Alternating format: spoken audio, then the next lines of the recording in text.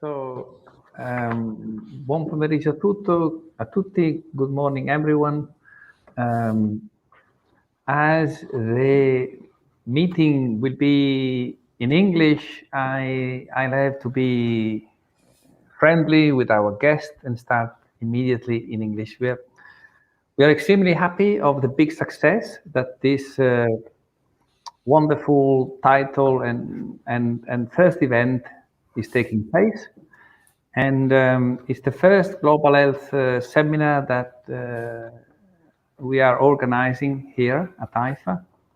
And it will be with colleague and an estimated antibiotic expert and former, both friends and colleagues at WHO for the antibiotic classification and essential medicine list update. I have a few slides to introduce. Of course, I have no conflict of interest, and it all started at the essential medicine list, our common interest in improving antibiotic use in order to reduce antimicrobial resistance. Next one, please. Yes, the WHO essential medicine list somehow proposed aware categories a few years ago, and this year, Professor Sharland will lead the group at WHO promoting another update of the list. Please, next. So a few comments on who are we today. Next, please. Basically, it all started with the three simple categories that WHO promoted with Mike Sharland strong push. And exactly so, I think it was an extremely important positioning of WHO in finding the way to define broad antibiotic categories. Three different ones. The first one called Access, that finally became green, which does not mean free use, but green preferential first choice use for empirical treatment of the vast majority of clinical infection syndromes. And here they are. Next category, that is called Watch. Next slide, please. Is a group of 11 antibiotics, a few fairly well known, others usually more restricted at hospital level, but that has fairly specific indication and should be promoted and watched upon in order to reach optimal uses that are fairly limited in comparison to potential or actual uses. The next category is called Reserve. Next slide, please. And it's the group of antibiotics that should be restricted for mostly gram-negative pathogen resistant to other antibiotics. That should be also the object of explicit policies, guidelines for proper use, safeguards also at the incentive level on how to protect also the promotion and discoveries of this kind of antibiotic for which there is a growing need. So these three simple categories that in my view should have been invented probably 25 years ago, where a small idea and a small contribution that with Mike, with another few colleagues, we brought forward just 4 or 5 years ago. And it has been quite adopted for most antibiotic studies, including in Italy for the report on antibiotic use, and quite a successful, simple tool. Next slide, please. Next. They were supposed to be animated. Next. So next. Yeah. So this is wrong. Should have been what have we done and who are we? So sorry for but today has been a hectic and difficult day with the AstraZeneca vaccine somehow in trouble or with some notifications of bad news. Next slide, please. So a couple of years ago in London, I bumped into this nice sign where in central London, in Mayfair, Dwight Eisenhower, the famous general, actually commander-in-chief of Allied forces, lived for a few months. Actually, it was the weekend before we were meeting in Geneva with Mike. Please, next slide. Next, please. Where he had just been appointed CBE. Next slide, please, which means commander of the British Empire. So actually, I knew another commander, not just Dwight Eisenhower, that had the pleasure to meet rather frequently at WHO headquarters. Next.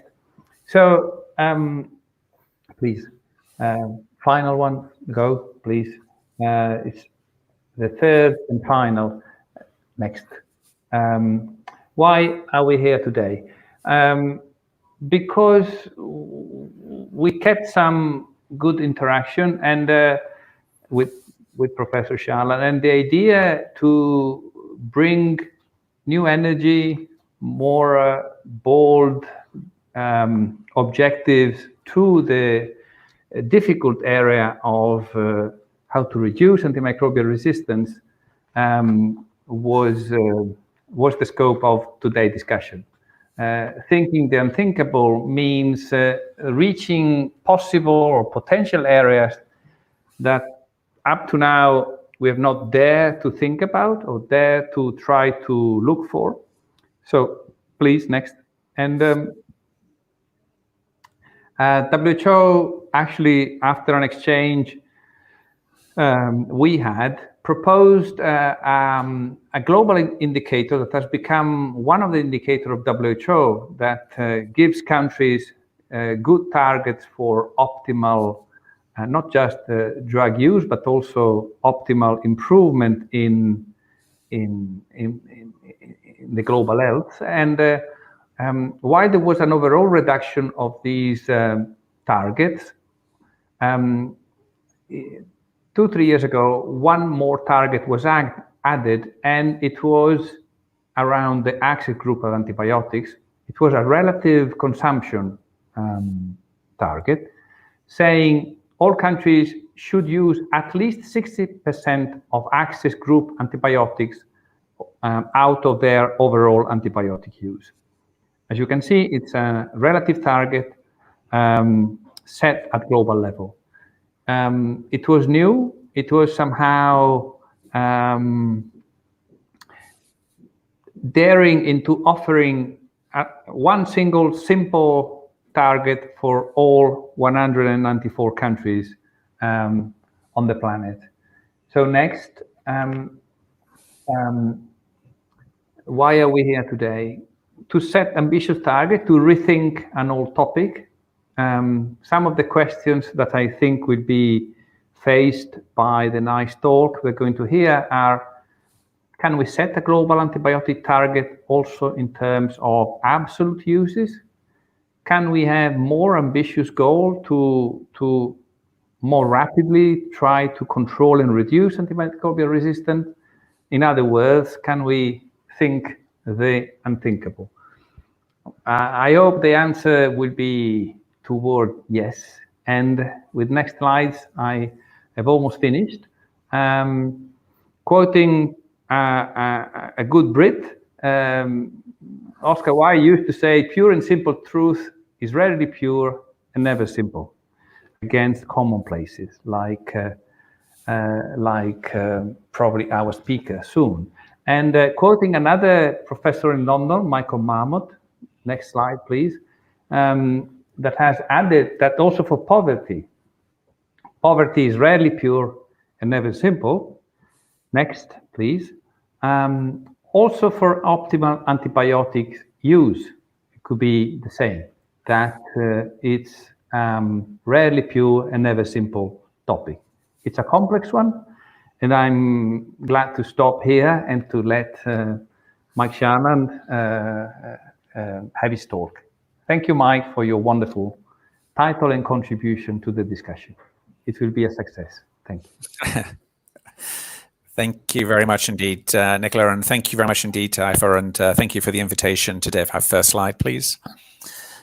So what I'm trying to do is to discuss with you today the concept of antimicrobial resistance, antimicrobial use, if the first slide is going to come, which I think it is. And discuss not only the issues related to antimicrobial uses, which is, can we think the unthinkable? And what I'm trying to do is to persuade you today that not only can we think the unthinkable, we have to think the unthinkable, and also what we need to do is to think about how we're going to do the undoable. Next slide, please. So what I'm going to do is to talk through this, where we are with policy and the politics, and that's important. What's been going on meanwhile behind the scenes, what could be done, maybe, and why this is going to be even harder than we thought. Next slide, please. So it's 2015, the Global Action Plan, and Object 1, improve awareness. Object 2, knowledge and evidence-based through surveillance. Object 3, incidence of infection reduction. Object 4, optimize the use of antimicrobials. And 5, develop the economic case. So I think we've probably done a bit of 1. We've certainly increased awareness. That may or may not have been a good thing. Objective 2, which is to strengthen knowledge through surveillance, probably that has happened, but not so well.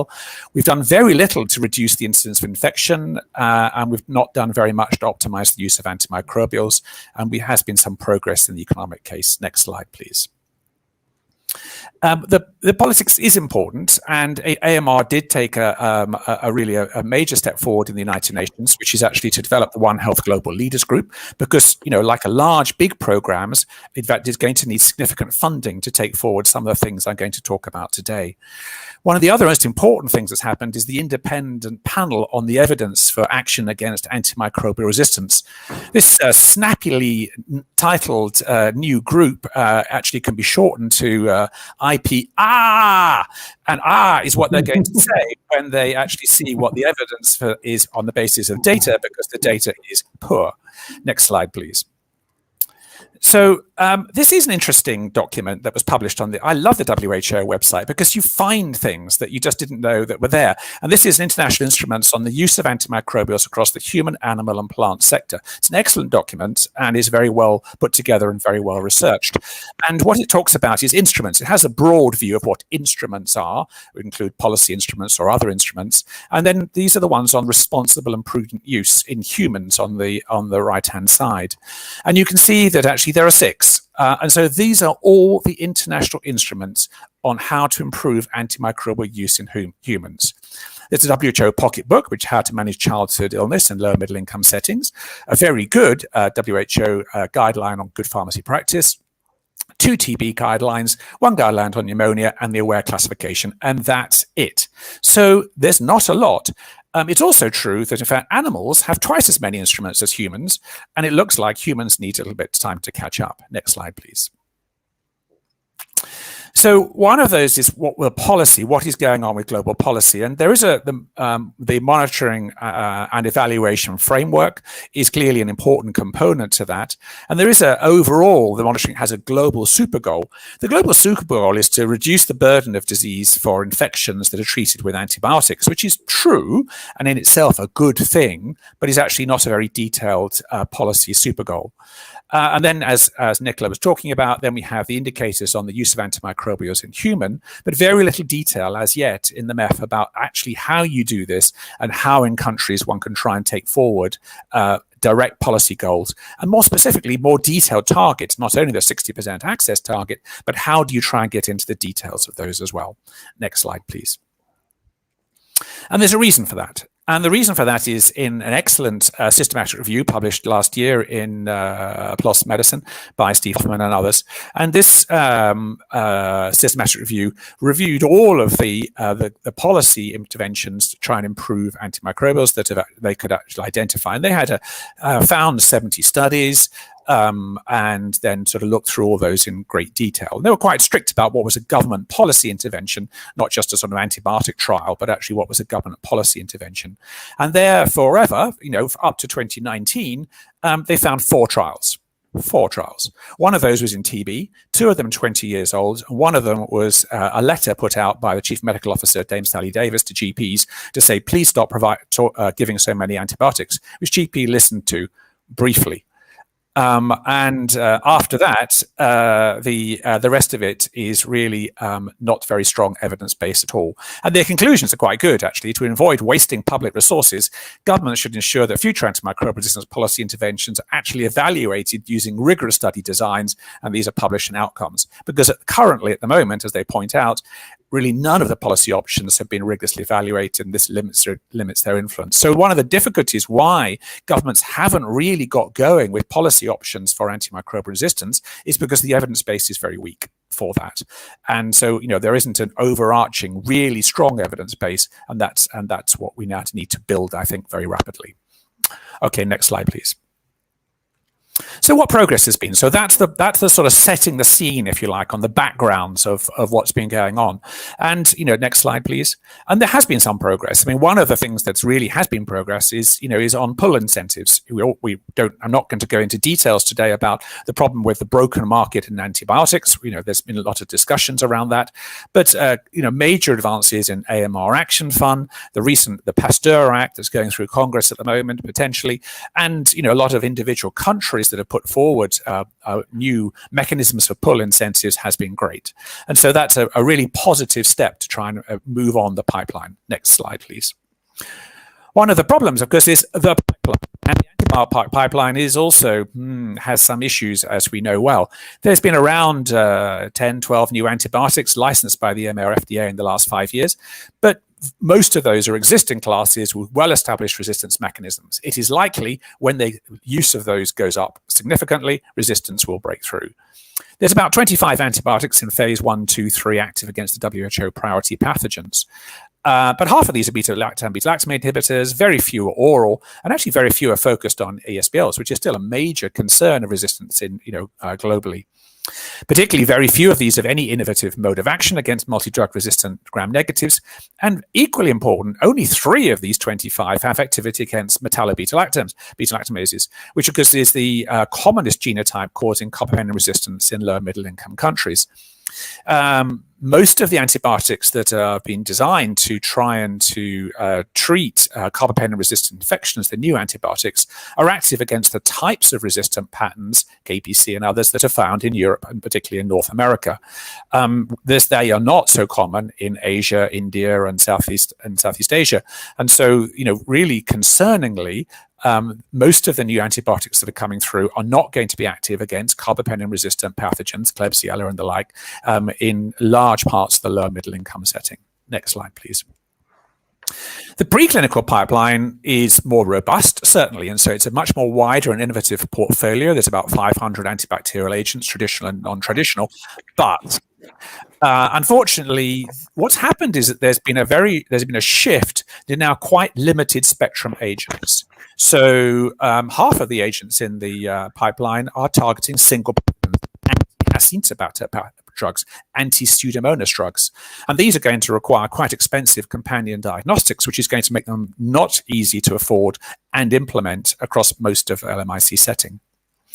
The other problem with this is that only around 50 target multi-drug resistant gram-negative bacteria, of which the majority target Acinetobacter and Pseudomonas. These are important pathogens, particularly in hospital-acquired pneumonia or in the intensive care setting, but they're not the big 2 gram-negatives that actually cause the great majority of overwhelming gram-negative sepsis, particularly in the lower middle income setting, which is Klebsiella or E. coli. And less than 5% of the drugs actually target Klebsiella or E. coli. And these are the key pathogens that we need to do that. One of the problems here, I think, is actually the WHO priority pathogen list, which of course talks about Enterobacteriaceae, but also talks about Acinetobacter and Pseudomonas as being key pathogens. And I just think that potentially this needs to be considered, and really this should be the WHO priority patient list, because in the end, yes, we need to treat the pathogens, but we need to treat the pathogens that are most important in most patients, and that leads into defining the public health unmet need. Next slide, please.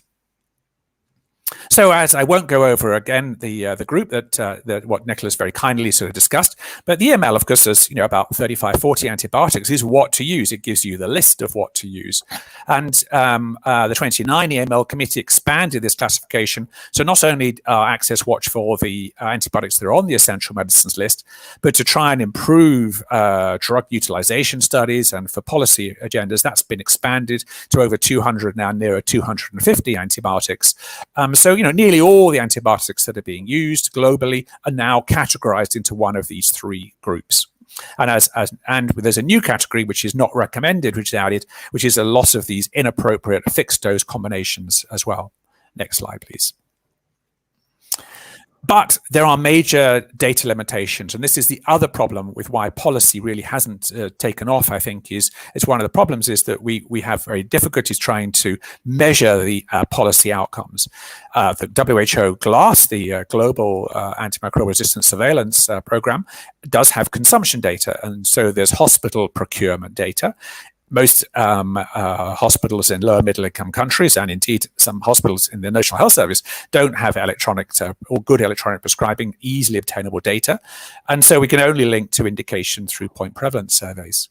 Community data can be import data, wholesale data, but this is complicated. There are many groups, faith-based organizations, NGOs also importing antibiotics. So trying to get a really good picture of that is a problem. And they could be altered by stockouts. And there are many sources of bias, and there's no link to indication. So that's why these, as Professor McGreeny was talking about, these relative comparisons, comparing ratios is in some senses a safer thing to do, and looking particularly at trends over time. But really what we have to do is to think about to be more innovative with our data. Use formulation as a proxy for use. Intravenous equals hospital on the whole. Trying to think about antibiotic courses to try and think about how people could understand this better. And we need to try and work through innovative ways for local and national groups to understand their own patterns of use, because only that way can they start to do policy interventions. We have to do this. We have to do it carefully, because there are many, many, many caveats with interpretation and bias. Many, by the way. Next slide, please. This is unpublished data submitted to ECMID from our group, and I don't want to get into the details of it. Really just need to look at it. And so this is IQVIA MIDAS data, which has many, many issues about the sort of data, but it gives you the pattern, I think, reasonably clearly. And what you can see is patterns of parenteral, intravenous, virtually always antibiotic use on the left in high-income countries, on the right and lower middle-income countries. And, fairly clearly and quickly, you can see two things. The first is they look the same. So the two graphs look broadly the same. There are countries that have historically always used more narrow spectrum antibiotics, and countries, for complex reasons, have always historically used broader spectrum and much more broad spectrum antibiotics. And that is not always related to patterns of resistance. That's actually more, in many countries, that can be related to complex issues around the ways in which those original prescribing and the use of prescribing has driven. The other thing you can notice is that high-income countries actually have quite significant access to reserve antibiotics. Lower middle-income countries have less access. So there is another access issue here as well. Next slide, please. You can have a look at point prevalence survey to try and work out a bit more detail what's going on. This is antibiotic point prevalence surveys of children going into hospital with pneumonia. And again, children going to hospital with pneumonia should be getting sort of penicillin type based experiments, which is green. And you can see the same children going into hospital with very similar patterns of pneumonia all over the world. Again, there's a marked variation in patterns in use. Next slide, please. Similar for oral antibiotics, this is just all formula antibiotics, again, unpublished data of the IQVIA MIDAS 2015 data set.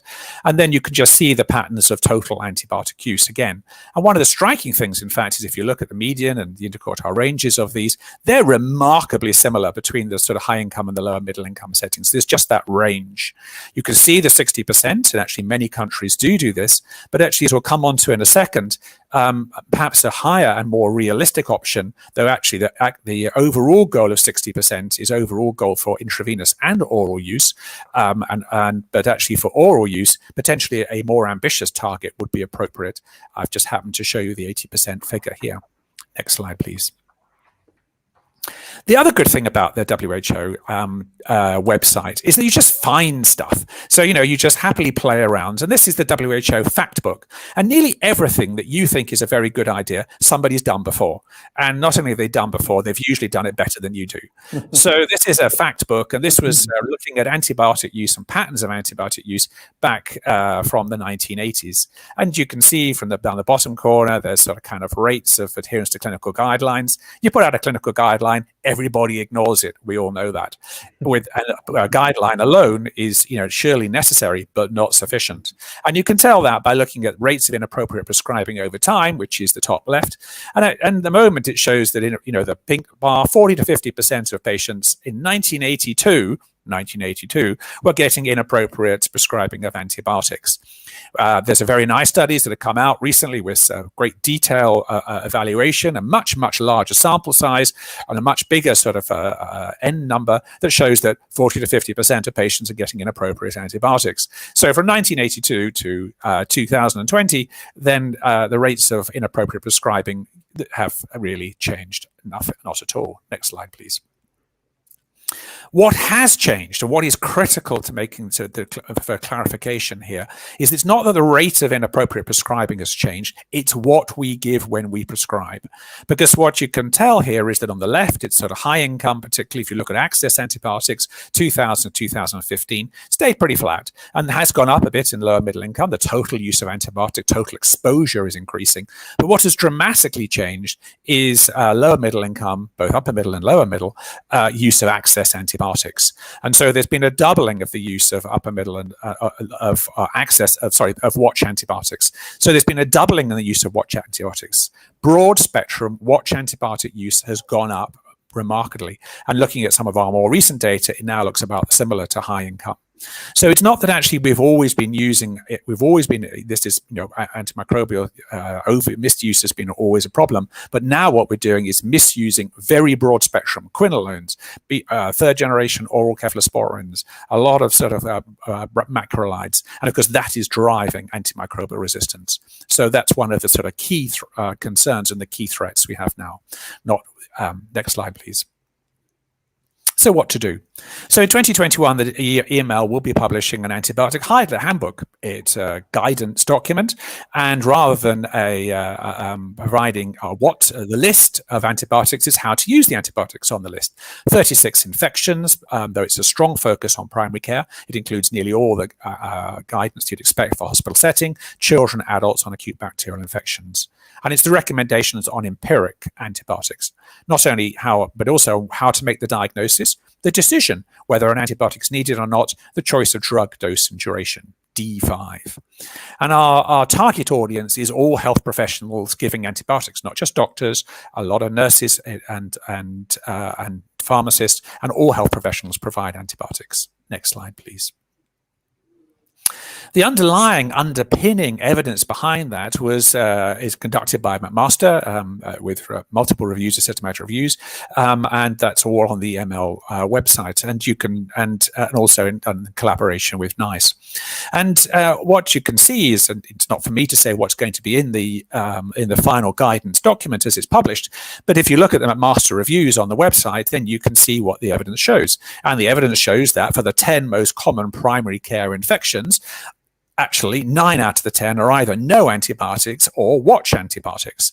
And that's because pharyngitis, group A strep, always treatable with penicillin, otitis media, sinusitis, CAP, etc., are actually always is pneumococcus, and we'll come on to that in a second, but treated with amoxicillin, penicillin, dental again, skin and soft tissue, cloxacillin, COPD, and an acute bacterial diarrhea. Obviously, clearly, salmonella, will actually need a watch antibiotic, but all the rest don't. So at least 80% of antibiotic prescribing in primary care, 80% to 90% of antibiotic in primary care should be access antibiotics. As Professor McGreen was talking about, then actually I think in the handbook, it also discussed that you can take a risk-based approach to when you do not need to prescribe. And we try and provide fairly detailed guidance on when the 60% of the 10 most common infections can be treated symptomatically for no antibiotics, for mild cases. So I think it leads us in now to really good options to try and model what that might look like and to model what reductions in total could be. Interestingly enough, the WHO already has a goal for that, which is that actually 30% of patients going to a primary healthcare facility receive an antibiotic. But at the moment, it looks like for many of the studies, 50 to 60% of patients going to a primary healthcare facility with almost any antibiotic in the lower middle income setting receive an antibiotic. And actually similar high rates can be seen in some countries, high income countries. Critical importance, of course, of maintaining and enhancing access to antibiotics in the most vulnerable populations. And any new initiative needs to be done safely. Next slide, please. So we hear a lot about, and we look a lot about multi-drug resistant gram-negatives, and that's entirely true. And this is GLASS data, GLASS 2020 data. And we see that, that obviously really concerning rates of resistant, compound resistant, Klebsiella, quinolone resistance, and third generation. Possibly not so much attention is shown to pneumococcus. Pneumococcus is a very important pathogen for otitis media, for pneumonia, for many other conditions. And actually the rates of high-level pneumococcal resistance are very low, remarkably low. Next slide, please. And that in part is related to the trends after the conjugate pneumococcal introduction globally, which has taken out 19A and many other multi-drug resistance. So therefore, in fact, for most of the pathogens in primary care, as we've discussed, therefore, oral antibiotics, oral amoxicillin, penicillin antibiotics are fine to treat that because there only is an issue with high-level pneumococcal resistance, and that is very rare indeed. Next slide, please. So what can we do?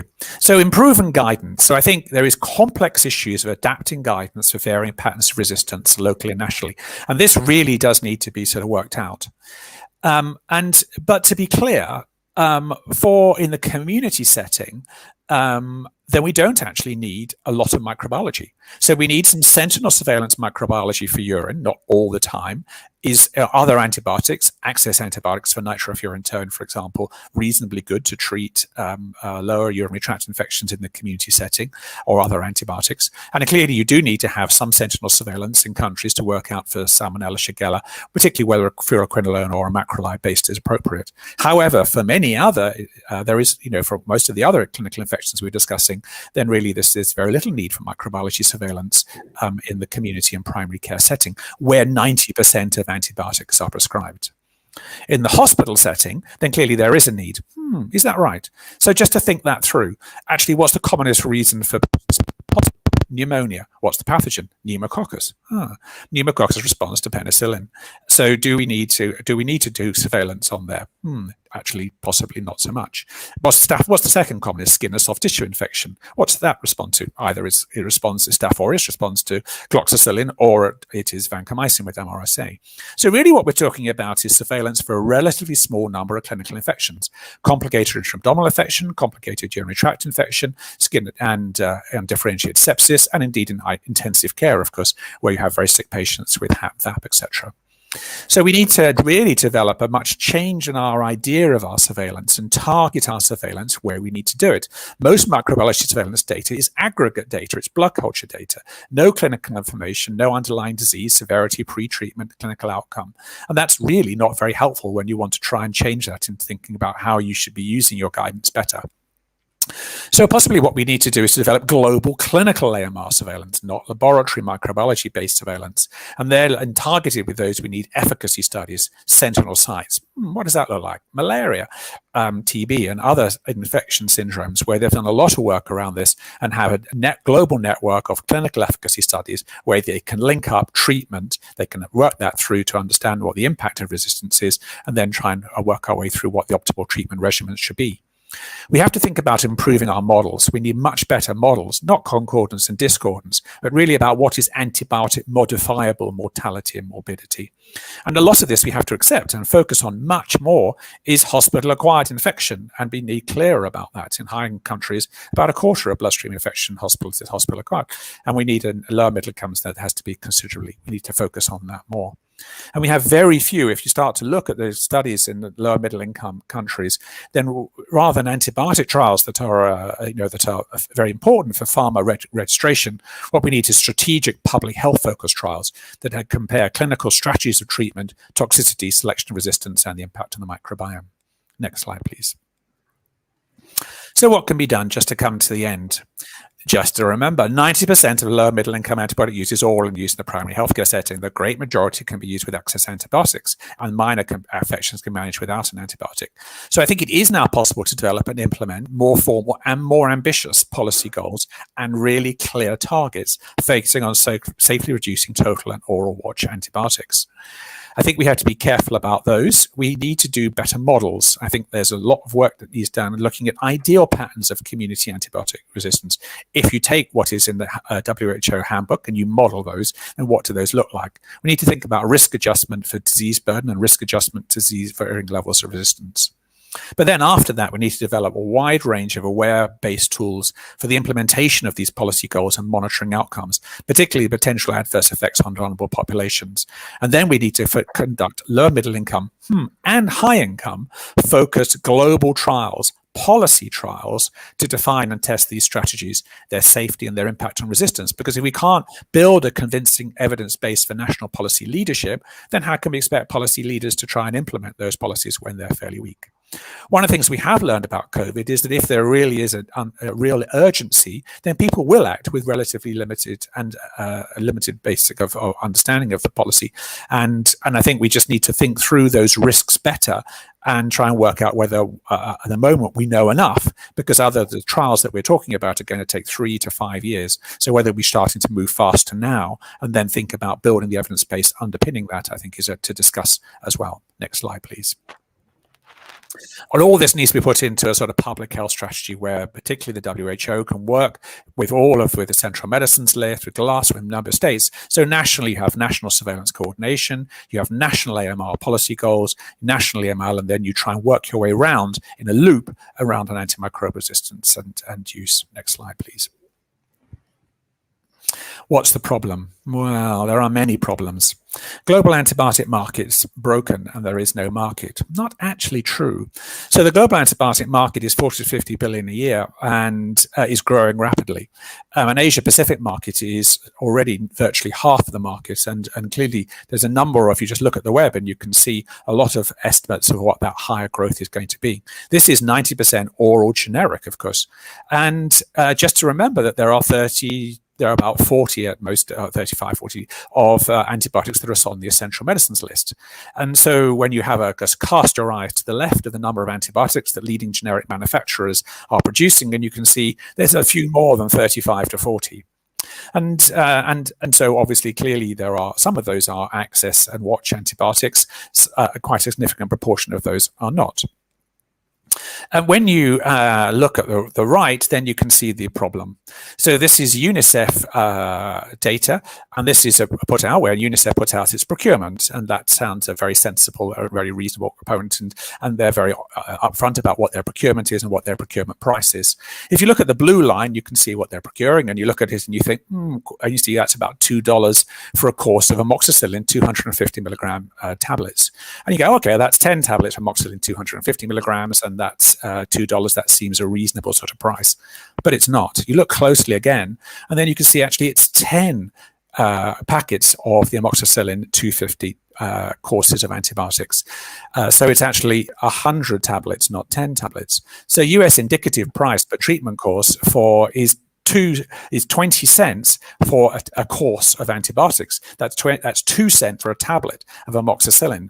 You think no company is going to go and put in a sort of obviously response for a procurement call from this. And UNICEF put out a call for 350, 400 million, as I recall, amoxicillin, and it was filled straight away. So actually, and it was filled by well-established and well-known generic companies. So clearly it is possible to therefore to actually respond to amoxicillin, respond and produce at these sort of extremely low 2 cents a tablet. But of course, actually, if you look at the costs of antibiotics, then many of the watch antibiotics that are oral third-generation cephalosporins, of course, are 10 times or more that price. So there is a real issue about the market here. Not only the market we've heard a lot about, which of course is the antibiotic market, but the new antibiotic market is virtually all intravenous antibiotics that will be used in hospital in reserve antibiotics. That is less than 1%. That is less than 0.5% of the global antibiotic market. So all of the discussion of new antibiotics is very important, but it's a very small part of the global antibiotic market. And I think possibly we focused on that, but potentially we haven't necessarily focused on the other 99.5% of the population who are not going to get a new reserve antibiotics, probably in the next 10, or indeed maybe in the next 20 years. Next slide, please. So to finish, how to think the unthinkable, and that I would like you to do is to help me to think about how we do the undoable. To discuss again, the greater majority can be treated effectively and safely with narrow spectrum antibiotics. So the primary problem for 90% of global antibiotic prescribing, you might think, is actually not antimicrobial resistance, because the pathogens are not that resistant to the access antibiotics. But actually our problem is antimicrobial use. It's an inappropriate antimicrobial use in the context of actually low levels of antibiotic resistance. The novel clinical and preclinical antibiotic pipeline is likely not aligned with the global unmet public health need. It's focusing on antibiotics that are not got the resistance where most poor people have the problem. And indeed, actually, one of the problems with that is we haven't really worked out what is a global public health unmet need. And until we do that, it's not surprising the pipeline is not closely aligned. Considerably insufficient attention has been given to healthcare facilities as a driver in nosocomial multi-drug resistant infection. Everybody says it, but it's a really difficult thing to tackle. And there is a real clear lack of detailed human policy goals and detailed time-dependent targets. And without this, I think that impedes progress in tackling this very serious threat of antimicrobial resistance on global health. And that's what we need to do. So I think, it's clear that there is possible at countries, rich countries and poor countries, very high levels of prescribing in primary care could be reduced very dramatically and very significantly and safely. And now we have to think about how we do that and what are the levers that we pull to try and do the doable after we thought the unthinkable. Thank you very much. And just before I end, I just wanted to thank, next slide, please. Next slide, please. All of the members of the AML Secretariat and the Antibiotic Working Group, including, of course, Professor Magrini, and all of the other AMR teams, GLASS and AMR, NICE, McMaster University team, my own team, and all the other collaborators. And thank you again for your attention. Yep. So 1,000 people clapped because more than 1,000 people registered to this very nice and very fresh and innovative talk. I really felt at home, apart from the last slide, because I left. So you can send questions that can be seen on the right of the screen, and a couple have already arrived, and I would go beyond my dialogue with Mike, and so I would rapidly move to some of the questions that have come. And one, you can read them both, Mike. One is on the use of antibiotics, on the One Health approach and the antibiotic use in animal. How does it impact antimicrobial resistance in human? And the second one on the efficacy of colistin on gram-negative infection and its compliance and so forth. Yeah, both both very happy to try and take about both of those, as always, highly complex questions. So in the UK, we try to, or not only try, we have published a sort of annual report, which of course includes antimicrobial resistance and antimicrobial use. And we did that as a One Health approach. So we actually have the animal data and the human data sort of linked up. And more recently, there's been, particularly pathogens looking at E. coli, for example, a really detailed whole genome sequence approach to try and compare E. coli in humans and E. coli in animals, and to see what the relationship with them is. And it's not straightforward. So particularly the whole genome sequence, the whole genome sequence work suggests that actually there is not a direct, immediate, obvious correlation between in high-income countries. This may well be very different, and potentially and the whole genome sequence work suggests that may well be very different in low middle-income countries. And the relationship there between animal use and human use, of course, is much closer. The influence of environment as well, and sort of the role of sewage and elsewhere is much more complex. So I think it depends where you are in the world, but there is data, some data, not very good studies, that have suggested where you, including a Spanish studies where you've looked at trying to reduce the rates of antimicrobial use, broad spectrum antibiotic use in humans, that actually suggest that the rates of E. coli carriage, multi-resistant gram-negative, comes down. So we need larger, better trials to try and work that out. But clearly, that's why we need studies with better sort of resistance outcomes. The colistin, I think, is also complicated. So, I would urge you, if you're interested in this area, to read the ICMR report, which is the main report of India, which is published sort of kind of by the ICMR each year. And the 2019-2020 data is really striking reading. Extremely high levels now in bloodstream infection of a carbapenem resistant, both in Klebsiella but also in E. coli, the two main pathogens. And then, colistin now being almost the only drug now in India with very low levels of use. But, colistin use alone drives resistance. So, we need combination treatment, potentially with colistin treatment. It's an old drug with significant toxicity issues. And that's why we need better antibiotics coming through that are actually active against those type of carbapenem resistant pathogens. And we need drugs with better efficacy as well. Many of the new drugs, there was a recent studies of other drugs that are coming through that show some evidence of better efficacy, but the newer drugs are still not a game changer. I think is fair. Sorry, Mike. I know you've been performing the last year actually a phase 1 study on colistin, right? No, I think that we're trying to do PK studies of colistin in children, but it's I think the evidence base is gaining. So for polymyxin and polymyxins in general, but my view is that if you look at carbapenem resistant infections, the majority of the trials that we have, randomized controlled trials, are very small and are underpowered to adequately sort of give us a large. And so I think we need novel trials, we need big trials of carbapenem resistant infections that can try and inform the selection of antibiotic at a country level. So if you are a country, which new antibiotics should you put in? And these need to be, how would you go through a technology appraisal of the antibiotics you choice? And you can't do decent HTA. We tried that with NICE for many of the new antibiotics because they haven't been compared. And the problem is with the antibiotics, the new ones, is there's no intercomparison. So it's not like whether colistin is better than this, but they're actually many of them are single studies. They've been done for pharma-led studies. They've looked in special populations in small numbers, but there's no actual ranking or comparison between them. Then there was a question that went up on giving feedback information to GPs to improve their prescribing. This is a $1 million question that you mentioned on guidelines. Who is following them? Please. And then other questions. Yeah. So.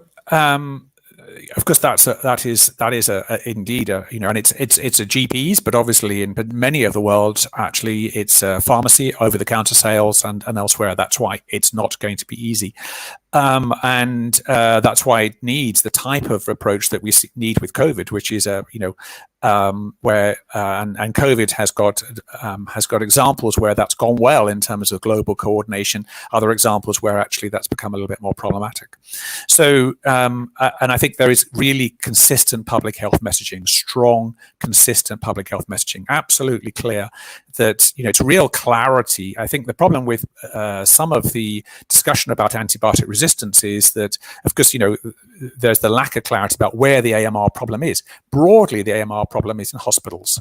And for many of the primary care settings, actually, the resistance that we're discussing is not so high, and therefore older, cheaper, more effective, less toxic antibiotics are fine.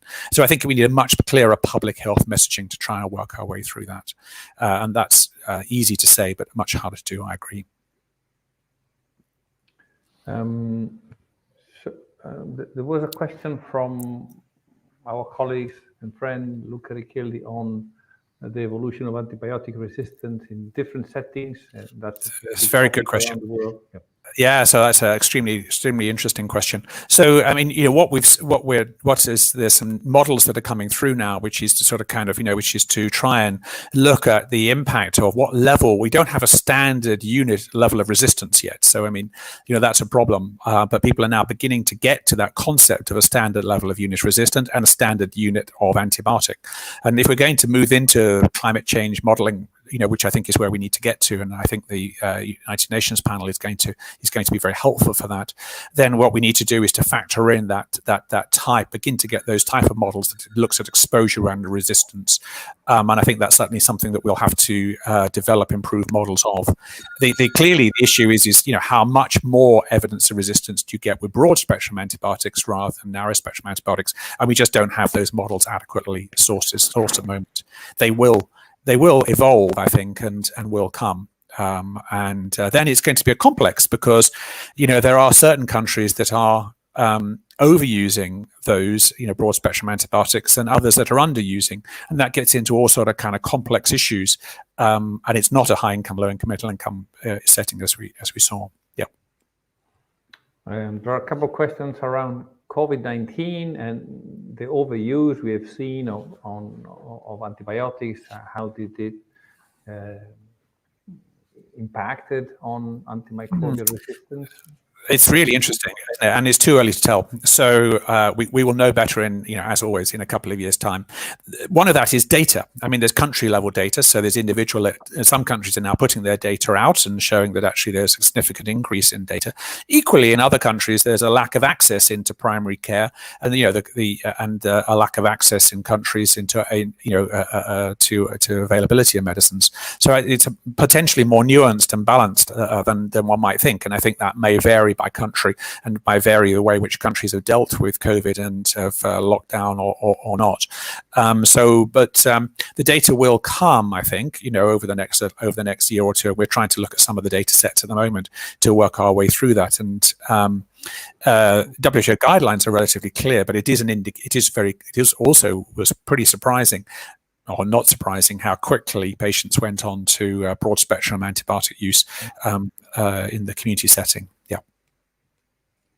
So we have two last questions, one very broad on the strategy to revert resistance in general, and one on the role of genetics in driving AMR, plus an example, last effort on what research would be needed to find some relevant area where to apply genetics. Yeah, nice easy questions to end with. I would like that. So, I mean, I think depends what you mean by revert resistance, of course. Clearly, and the concept of antimicrobial resistance genes, now identified in sort of kind of plasmids, and and the issue by which you're selecting, obviously in terms of broad single antibiotics to select a sort of kind of, if you like, whole little baskets of resistance genes altogether makes life very complicated in that. And so reducing and taking away the selection pressure has got to be the primary goal here. It looks, unfortunately, from the our current pipeline, which is what we may get in the next 10 years or so, and our preclinical pipeline and the next sort of more 10 years after that, that if you're going into hospital in a low middle income country and you've got gram-negative sepsis, then the probability of you getting an antibiotic that is significantly better or significantly different from the one that you received 20 years ago from now is actually quite low. And so we need innovative breakthroughs, and clearly that's the main hope. And in the meantime, we're just going to have to really, really work hard to try and reduce the selection pressure over that. I think the sort of host genetics, pathogen host, I think is extremely interesting. And then now there's a much better understanding of whole genome sequencing, and we're beginning to that will, I think, break open this area, the transmission dynamics. What is clear is that transmission dynamics is already finding the problem in hospitals, and is already recognizing that though one thinks one has a Klebsiella outbreak in one part of the hospital or a Proteus outbreak in another, in fact, there's actually plasmids are circulating. And obviously, a lot of times there's underlying rolling sort of endemic resistance that's circulating in hospitals. And I think whole genome sequencing will make that even more clear over the course of the next 3 to 4 years. And that's going to be one of the biggest focused, I think, in terms of how we can try and do that in many settings, in many lower middle income settings, but also in higher income settings. One rapidly acquires multi-drug resistant pathogens day by day of your stay in hospital, such that one now needs to think about those risk-benefit analysis. And so therefore that's what needs to be understood and recognized. We now need to really think hard in hospital settings about how we can try and minimize exposure and reduce and try and enhance infection control. So let me thank you a lot, Mike. We have done a perfect hour with lots of interesting ideas. Your perfect rhythm with a mix of enthusiasm, you being such a nice teacher and professor of pediatrics, and so warm as you can be with your kids. It's a pity you cannot be here in Rome with a warm and wide public with you. So we hope to invite you as soon as this pandemic is over or fully under control. We remain in touch, and we will invite you in person, hopefully before the end of the summer or at the beginning of September, October, where we can start probably flying and moving again.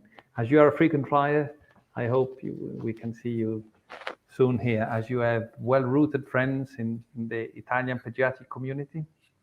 And thanks again, Mike. Thank you very much indeed. It's an absolute pleasure, and I look forward to meeting in person, as we all do. Thank you very much indeed for your time. Okay, thanks a lot. Thank you. Bye-bye. Bye-bye.